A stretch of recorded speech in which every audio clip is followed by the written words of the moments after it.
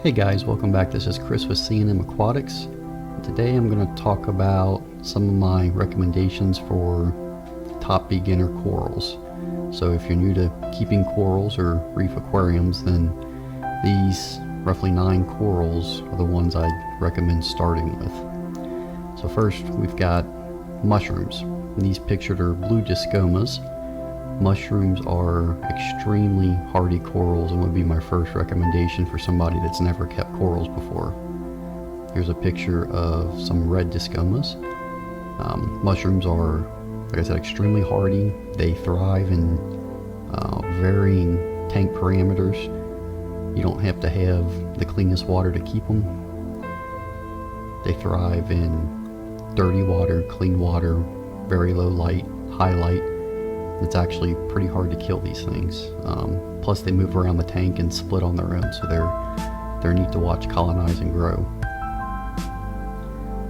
The next on the list is a type of leather coral. This is a finger leather, and once again, leathers tolerate very wide parameters as far as water chemistry goes.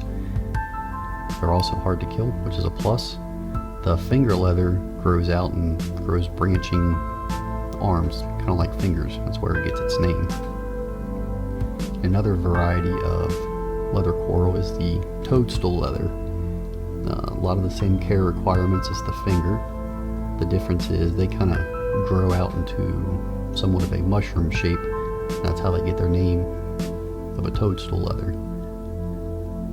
Now these guys, they have protruding little finger-like polyps that extend out.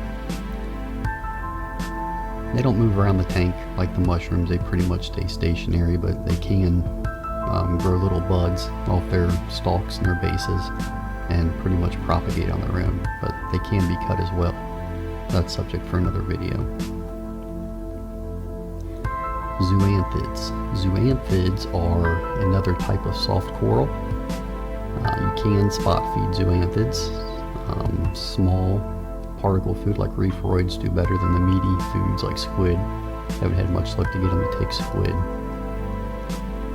but they do better with the smaller grain foods. Some coral pellets, I've gotten zoanthids to eat some coral pellets.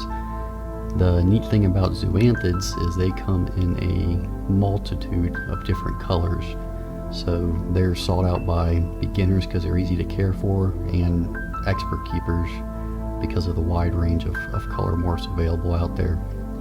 Zoanthids are fairly quickly growing. They'll creep over and form like a mat, and polyps will pop up and colonize over rocks. So it's really neat to watch them grow. I would say if you're trying to cut or touch these things, they can release a polytoxin, which is like a neurotoxin. So as long as you take standard precautions, you should be fine. You can see in different types of lighting, these are under some LEDs. They really show off their color. Yeah, the LED really brings out the fluorescence in them.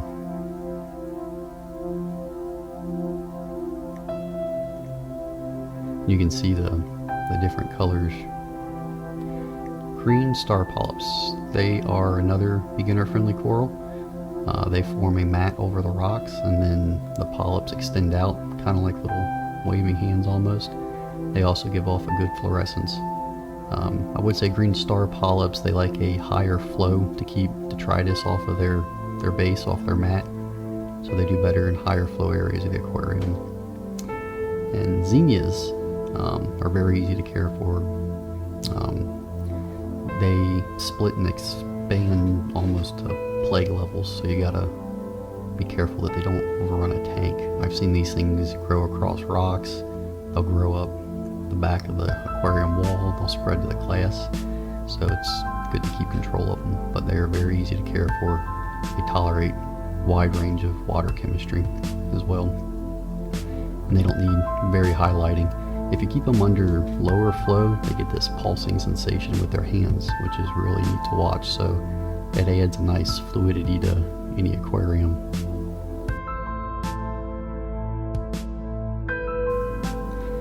Candy canes. These are a large polyp stony coral. they're a good beginner. They do well in lower lit areas in the aquarium, so you can keep them down closer to the substrate or kind of shaded under some of the rocks. They do better in lower light than higher light, so they're a good candidate for lower in the aquarium. And they do actively feed. You can see them. Duncans are probably my first recommendation for somebody getting into the LPS variety. So they're a very hardy, very good LPS starter coral if you've never kept large polyp stony corals before.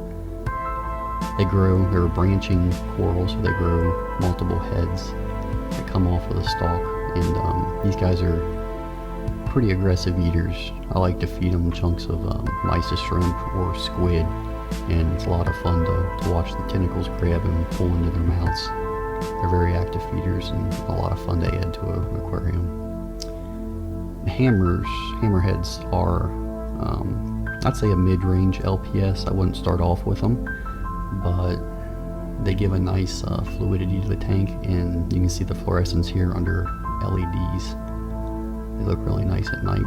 They have a nice waving motion to them. And I would recommend sticking with the branching type over the wall type hammers when you're starting out. The branching seem to be a little more forgiving.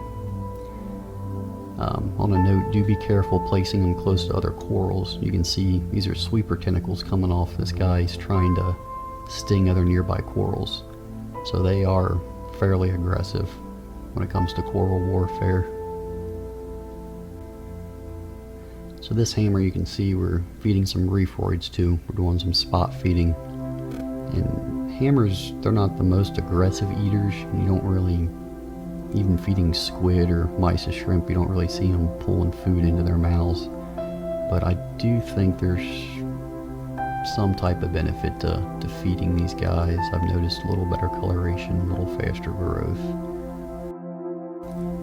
Well guys, thanks for watching. I appreciate it. This was a quick video on some of my recommendation for the best beginner corals. If you have any questions, please leave them in the comments below. If you have any coral that you think would be good for beginners, leave it down there as well. I appreciate you guys watching. Thanks a lot. Bye.